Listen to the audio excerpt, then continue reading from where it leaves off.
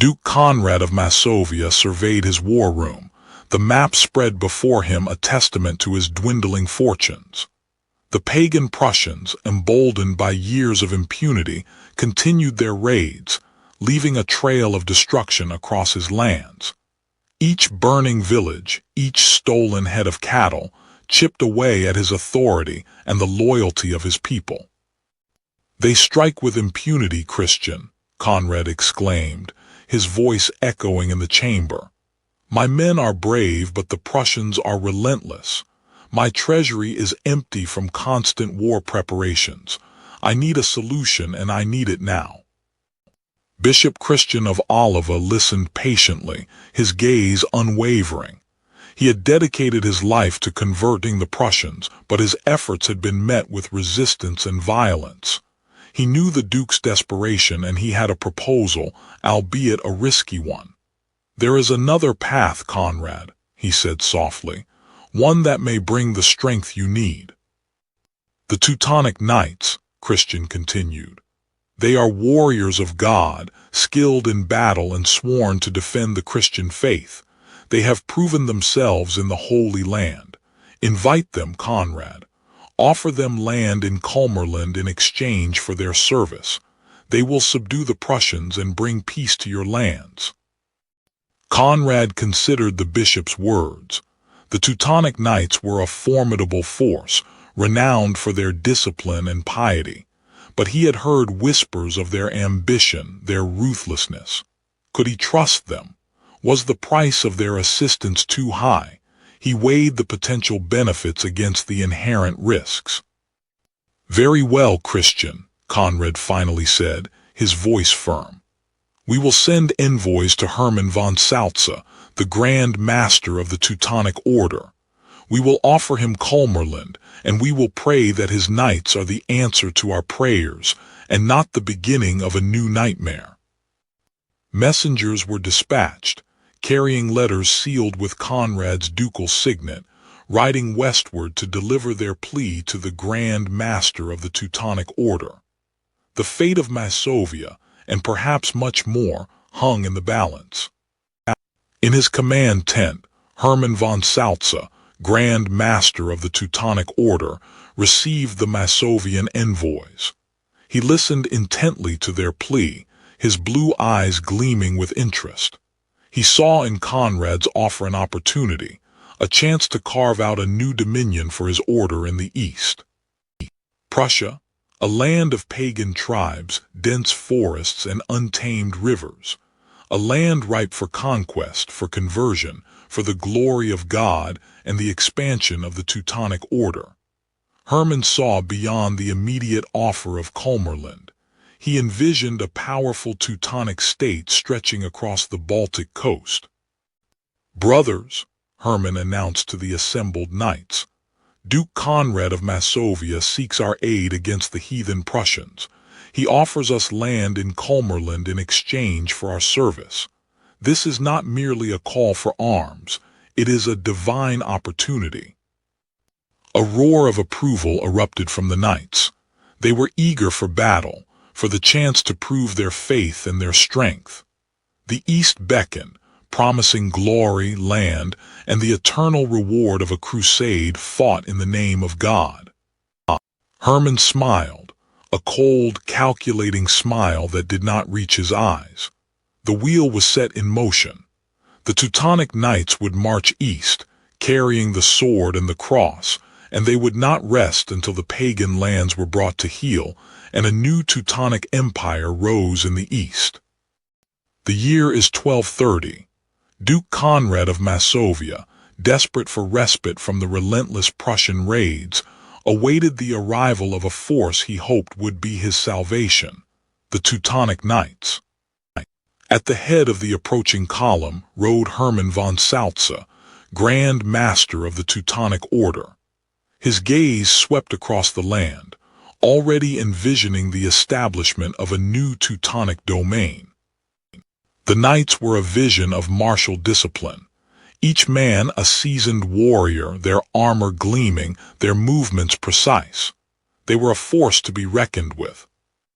The formal meeting between Duke Conrad and Hermann von Salza was brief, but laden with unspoken tension. Both men understood the stakes of this alliance. The first clash came swiftly. A Prussian raiding party, unaware of the knight's arrival, met a swift and brutal end. The Teutonic Order showed no mercy.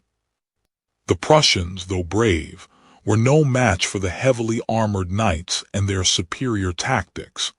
The initial skirmishes were a display of Teutonic military prowess.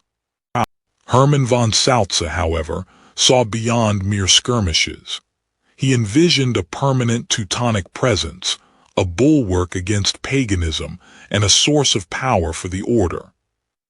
Bishop Christian of Oliva, who had long toiled to bring Christianity to the Prussians through peaceful means, observed the knights' methods with growing unease. The knights began to construct fortifications, marking their territory and establishing a clear message. They were here to stay. "This land," Hermann von Salza declared, "will be our legacy, a land forged in faith and steel." But the arrival of the Black Cross brought not salvation, but displacement and suffering for many of the native Prussians. Their world was changing, and their future uncertain. Duke Conrad, watching the Teutonic Order's rapid consolidation of power, began to wonder if he had invited a wolf into his sheepfold. The future of Masovia and the region hung in the balance. With the agreement sealed, Hermann von Salza wasted no time. The full might of the Teutonic Order was brought to bear against the Prussians. This was no mere border skirmish. It was a crusade, a holy war to carve out a Christian kingdom in the East. The initial clashes were brutal. The disciplined Teutonic knights, heavily armored and well-equipped, often overwhelmed the Prussian forces in open battle. Yet the Prussians knew their land and fought with a ferocity born of desperation. The Prussians, masters of guerrilla warfare, used their knowledge of the terrain to their advantage. They ambushed supply lines, harassed isolated outposts, and melted back into the forests before the knights could mount a proper response. Their hit-and-run tactics frustrated the order's advance. Prussian strongholds, often little more than fortified villages, proved difficult to subdue. The Teutonic knights, forced to lay siege, faced fierce resistance and suffered heavy casualties. Each victory was hard-won, paid for in blood and time. With conquest came conversion. Bishop Christian of Oliva, though initially welcoming the order, grew increasingly concerned by the methods employed. Forced baptisms became commonplace, and ancient pagan shrines were desecrated and destroyed. The destruction of Prussian religious symbols was systematic. Sacred groves were felled, idols smashed, and the ancient beliefs of the Prussians were actively suppressed. The order sought to erase the old ways and replace them with Christianity by any means necessary. To consolidate their control, the Teutonic Order began constructing mighty stone castles.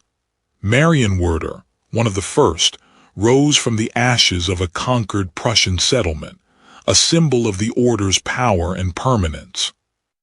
Duke Conrad, watching the order's growing power with increasing unease, began to question his decision. The Teutonic Knights were proving to be far more than just mercenaries. They were building a state of their own, one that could soon rival his own duchy. The order encouraged German colonization, offering land and privileges to attract settlers. These new arrivals transformed the Prussian landscape, turning forests into farmland and building new towns and villages loyal to the order. Not all Prussians accepted their fate. Many fled into the forests, joining the ranks of the resistance. They refused to abandon their ancestral lands and their ancient beliefs, vowing to fight the invaders until their last breath. The Teutonic Order brought order and prosperity to the conquered lands, at least for the new settlers. Trade flourished, towns grew, and the region became a vital link between East and West. But this prosperity came at a cost paid by the conquered Prussians. Bishop Christian, witnessing the order's increasing ruthlessness and its growing appetite for power, prayed for guidance. He feared that the crusade, meant to bring salvation, had instead unleashed a dark force upon the land, a force that threatened to consume everything in its path. The year is 1226. Rimini. Hermann von Salza, ever the strategist, sought to solidify the order's gains. He understood that military might alone was insufficient. Legal authority was paramount. He traveled to Rimini to meet with Emperor Frederick II, a complex and powerful ruler whose support could legitimize the order's presence in Prussia. With persuasive words and promises of securing the eastern frontier of the Holy Roman Empire, Hermann convinced Frederick II to issue the Golden Bull of Rimini. This decree granted the Teutonic Order sovereignty over the lands they had conquered and would conquer in Prussia. It was a stroke of genius, freeing the order from the nominal control of Polish dukes and placing them directly under imperial authority. News of the Golden Bull reached Duke Conrad of Masovia like a thunderclap. He felt betrayed and outmaneuvered. The knights, whom he had invited as allies, were now independent rulers on his border, beholden only to the distant emperor. His desperation had birthed a monster. Bishop Christian of Oliva watched with growing unease. The order's power was expanding rapidly. Castles rose from the earth, symbols of their dominion. While he initially welcomed their protection against the pagan Prussians, he now saw a different kind of threat emerging, a threat to the very soul of his mission. Hermann von Salza, secure in the legal foundation provided by the Golden Bull, focused on consolidating the order's control over Prussia. He directed the construction of fortresses, the colonization of the land with German settlers, and the subjugation of any remaining Prussian resistance. The conversion of the Prussians continued, often at the point of a sword. Villages were burned, sacred groves desecrated, and those who resisted faced imprisonment or death. The order's methods were harsh, leaving a legacy of bitterness and resentment. Bishop Christian confronted the Teutonic Knights, protesting their brutality and the forced conversions. He argued that true faith could not be imposed through violence, but his pleas fell on deaf ears. The order had its own agenda, and Christians' moral objections were seen as an impediment to their goals. The order encouraged German settlers to migrate to Prussia, offering them land and privileges. These colonists transformed the landscape, introducing new agricultural techniques and establishing thriving towns and cities. This influx of German culture further solidified the order's control and reshaped the region's identity. Duke Conrad, realizing the magnitude of his mistake, sought alliances with other Polish dukes to contain the Teutonic Order's expansion. He knew that if left unchecked, the Knights would eventually threaten Polish territory itself. The Lithuanians, the last major pagan force in the region, fiercely resisted the Teutonic Order's encroachment on their lands. They launched raids and ambushes, determined to preserve their freedom and their ancient beliefs. The conflict between the Order and the Lithuanians would become a defining feature of the region for centuries to come. Hermann von Salza, from his seat of power in Marienburg, could survey a land transformed. The Golden Bull had given him the legal foundation, the military might had secured the territory, and the settlers were changing the very fabric of the region. But the seeds of future conflict had also been sown. The conquered Prussians, the wary Poles, and the defiant Lithuanians all harbored resentment towards the order's dominion. Bishop Christian, disillusioned by the order's actions, prayed for peace and reconciliation. He knew that the path the Teutonic Knights had chosen was one of violence and oppression, a path that would ultimately lead to more suffering and bloodshed in the lands he had come to serve. With the Prussian tribes subdued, at least for now, Hermann von Salza turned his attention to consolidating the order's gains. He envisioned not merely conquest, but a new, well-ordered land, governed by the knights and populated by loyal subjects. Word spread throughout the German lands. Prussia offered opportunity.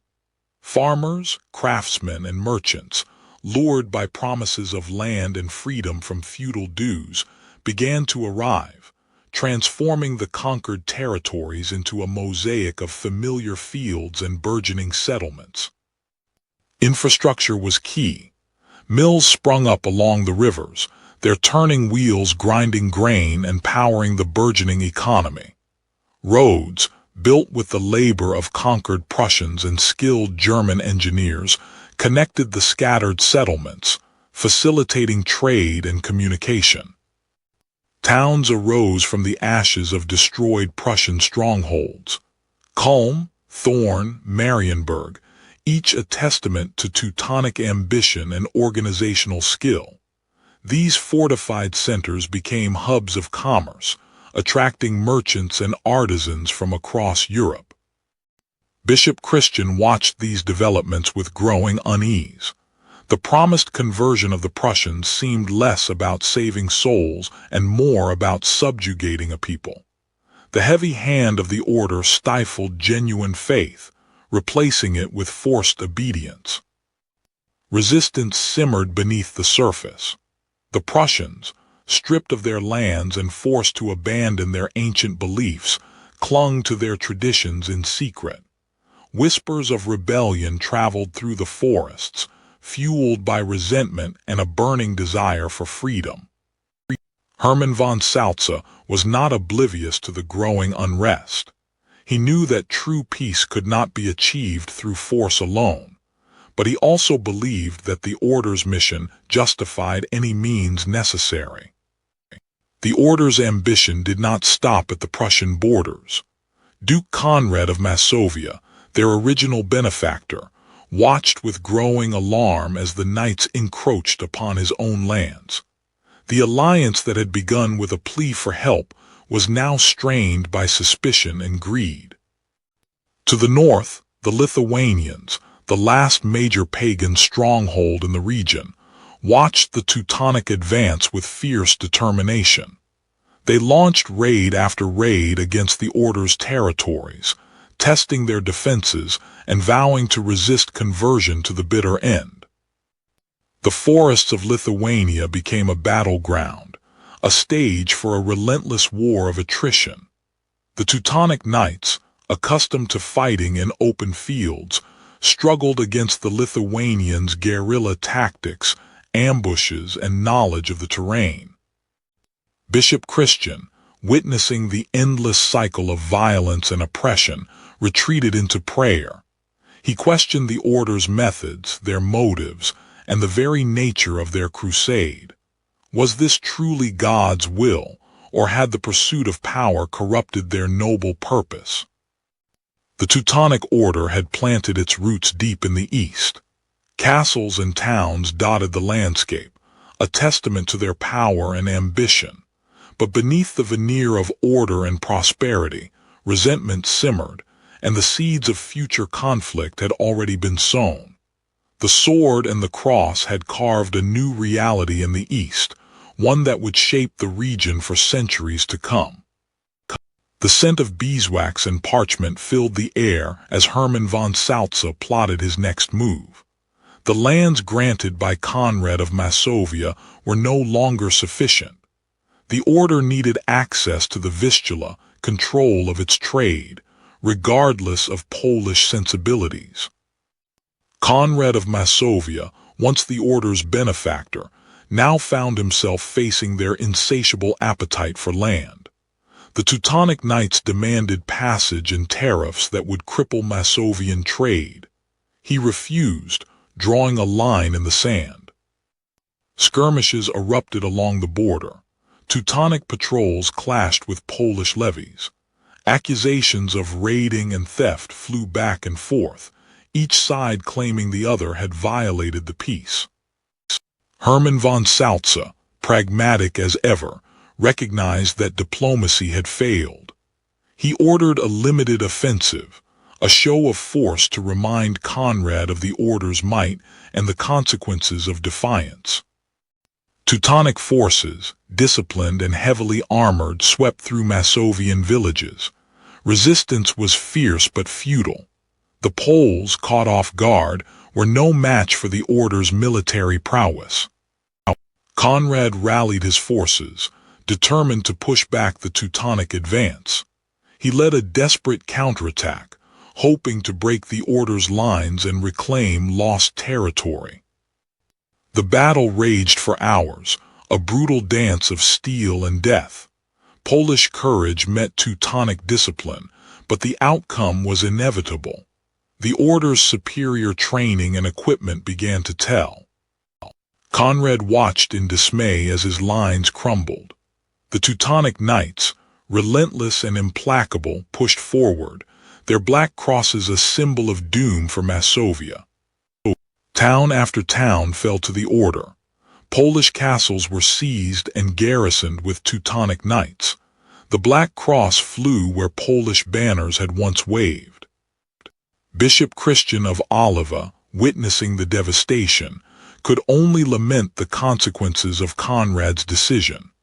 The land was ravaged, and the people suffered, all in the name of a crusade that had spiraled out of control.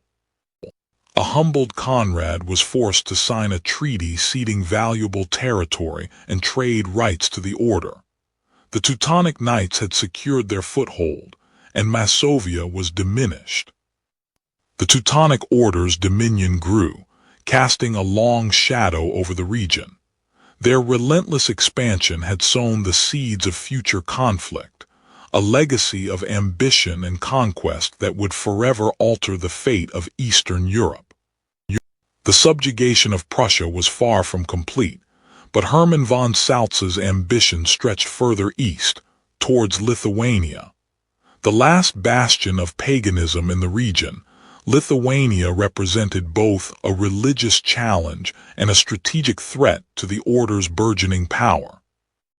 Unlike the fragmented Prussian tribes, the Lithuanians were a fierce and relatively united people. Led by powerful chieftains, they were masters of guerrilla warfare, adept at ambushing the heavily armored Teutonic Knights in the dense forests and swamps of their homeland. The Teutonic Knights, accustomed to open battlefields and fortified castles, found themselves at a severe disadvantage in the Lithuanian wilderness. The heavy armor that provided protection against Prussian spears became a burden in the treacherous terrain. The Lithuanians responded to the Teutonic incursions with devastating raids of their own, targeting settlements and castles along the border. These raids not only inflicted heavy casualties, but also instilled fear and unrest among the newly converted Prussian population. Hermann von Salza knew that the Lithuanian resistance had to be broken. He rallied his knights, promising them glory, land, and the eternal reward of crushing paganism. The crusades against Lithuania intensified, marked by increasing brutality on both sides. Bishop Christian of Oliva watched with growing dismay as the conflict escalated. He had hoped to bring Christianity to the region through peaceful means, but the Teutonic Order's methods were anything but peaceful. The cycle of violence and retribution seemed endless. The Lithuanians drew strength from their ancient pagan beliefs. They saw the Teutonic Knights not only as invaders, but also as a threat to their gods and their way of life. Their resistance was fueled by a deep sense of religious and cultural identity. The Teutonic Knights, with their superior siege weaponry and disciplined tactics, gradually began to wear down the Lithuanian defenses. Fortresses fell, villages were burned, and the Lithuanian population suffered greatly. Duke Conrad of Masovia watched the Teutonic Order's expansion with a mixture of satisfaction and apprehension. While he was grateful for their help in subduing the Prussians, he was wary of their growing power and their relentless drive to conquer Lithuania. The Teutonic Knights imposed a harsh rule on the conquered Lithuanian territories, forcing conversion to Christianity and imposing heavy taxes and labor obligations. Resistance was met with swift and brutal punishment. The Lithuanian resistance continued, fueled by desperation and a refusal to submit to foreign rule. Many Lithuanians fled into the depths of the forests, forming resistance groups and launching guerrilla attacks against the Teutonic Knights. The war for Lithuania was far from over. The Lithuanians were a resilient and resourceful enemy, and the Teutonic Knights faced a long and arduous struggle to conquer their land and break their spirit. The clash between the cross and the pagan gods would continue to shape the destiny of Eastern Europe for generations to come. The year is 1309. The Teutonic Order, having firmly established its dominion over Prussia, recognized the need for a new center of power, strategically positioned to control trade routes and oversee the expanding territory. Marienburg, a fortress strategically located on the banks of the Vistula River, was chosen to become the new capital. Construction began in earnest. Prussian serfs forced into labor toiled alongside skilled German craftsmen, raising the mighty Marienburg castle. Stone upon stone, timber upon timber, the fortress took shape, a testament to the order's ambition and organizational prowess. The castle was designed not merely as a military stronghold, but as a seat of power, a monastery, and a symbol of the order's divine mandate. Grand Master Hermann von Salza, though long gone, had instilled the vision, and his successors carried it forward meticulously. The architecture reflected the order's blend of military might and religious devotion. Intricate Gothic arches soared towards the heavens, while massive stone walls provided formidable defense. Marienburg was to be more than just a castle. It would be a palace fit for God's warriors. As Marienburg rose, so too did the order's administrative capacity. A centralized bureaucracy emerged, meticulously recording every transaction, every decree, every land grant. The order's power was built not only on the battlefield, but on the precise administration of its vast holdings. Bishop Christian of Oliva, now an old man, watched with a heavy heart. The order he had hoped would be a shield for the church had instead become a temporal power. Its focus seemingly shifted from spiritual salvation to earthly dominion. Marienburg quickly became a hub of trade. Merchants from the Hanseatic League, from Poland, from across Europe, flocked to the city, eager to exchange their goods. Amber, grain, timber, and furs flowed through Marienburg, enriching the order and solidifying its economic power. German peasants, seeking land and opportunity, migrated to the Teutonic Order's territory, establishing farms and villages around Marienburg. The order offered them protection and favorable terms, further consolidating their control over the land and strengthening their economic base. The rapid growth of Marienburg and the order's increasing wealth did not go unnoticed by its neighbors. Duke Conrad of Masovia, now nearing the end of his reign, watched with growing concern as the order's power eclipsed his own. The amber trade, in particular, became a source of immense wealth for the order. The precious resin, prized throughout Europe, flowed through Marienburg, filling the order's coffers and fueling its expansion. Marienburg stood as a monument to the order's success, a testament to their ambition, their organizational skills, and their ruthlessness. The vision of Hermann von Salza had been realized, though the long-term consequences of his grand design remained to be seen. But the prosperity of Marienburg came at a price. To the east, the pagan Lithuanians watched with growing resentment, their lands threatened by the order's relentless expansion. The seeds of future conflict were sown, promising a long and bloody struggle for control of the eastern frontier. Marienburg Castle, the heart of the Teutonic Order, pulsed with activity, but within its walls, a different kind of unease was brewing. The relentless pursuit of power and wealth had begun to erode the Order's initial zeal, revealing a growing rot from within. The knights, once paragons of piety and discipline, increasingly indulged in worldly pleasures. Gluttony, drunkenness, and the abuse of their power became commonplace, tarnishing the order's reputation and fueling resentment among the conquered populations. The order's insatiable appetite for land strained its relationships with its neighbors, including Duke Conrad of Masovia. Disputes over territorial boundaries erupted into open conflict, further destabilizing the region. The conquered Prussians and Poles bore the brunt of the order's economic policies. Heavy taxation, forced labor, and the seizure of land fueled widespread discontent and resentment, turning the once fertile land into a breeding ground for rebellion. The Lithuanians, fiercely independent and resistant to the order's rule, launched frequent raids and uprisings, disrupting the order's control and reminding them that their hold on the land was far from secure.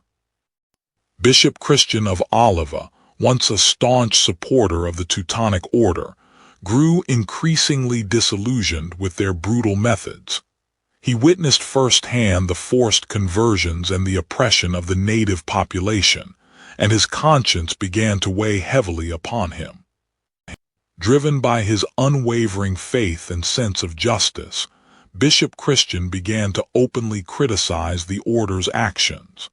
He wrote letters to the Pope and other church officials, documenting the atrocities and pleading for intervention.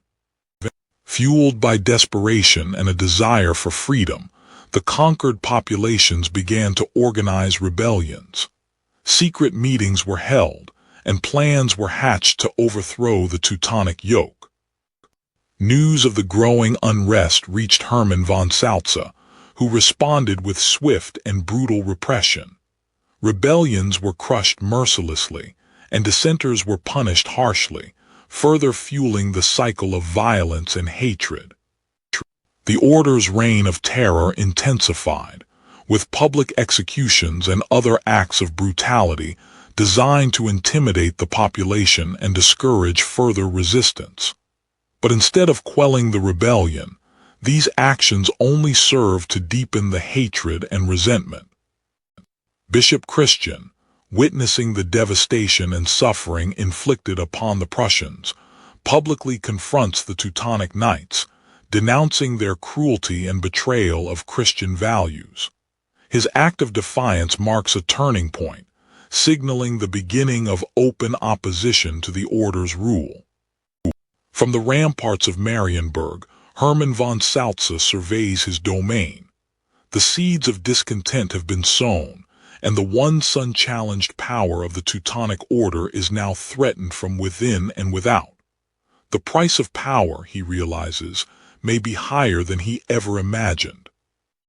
Years of relentless campaigning had brought the Teutonic Order immense power, yet Hermann von Salza understood that military victories were only half the battle. The conquered land seethed with discontent, and the Lithuanian threat remained a constant thorn in the order's side. Bishop Christian witnessed the heavy hand of the order daily. While conversions occurred, they were often fueled by fear rather than faith. He yearned for genuine acceptance of Christianity, a peace built on understanding, not coercion. Duke Conrad of Masovia, the man who had invited the Teutonic Knights, now watched with growing unease as their power eclipsed his own. The order's territorial ambitions were becoming a clear threat to Polish sovereignty. From the depths of the Lithuanian forests, the pagan tribes continued their relentless resistance. They launched daring raids on Teutonic settlements, striking at the heart of the order's newly acquired lands and disrupting their attempts to impose control. The Teutonic Order, with its methodical efficiency, brought order to the conquered lands. German settlers flocked to Prussia, attracted by promises of land and opportunity, transforming the landscape and strengthening the order's grip on the region. Within the walls of Marienburg, Hermann von Salza rallied his knights, reminding them of their sacred duty to defend Christendom and expand the order's influence. He skillfully navigated the complex web of alliances and rivalries, always seeking to secure the order's position. Whispers of discontent grew louder among the Polish nobility. They feared the order's insatiable appetite for land and power, recognizing the threat it posed to their own domains. Alliances began to form, fueled by a shared desire to curb the Teutonic expansion. The Lithuanians, though divided into numerous tribes, remained united in their resistance to the Teutonic Order.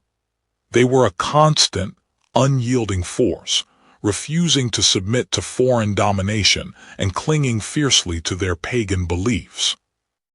Bishop Christian, his heart heavy with grief, penned letters to the Pope, pleading for intervention and a more humane approach to conversion.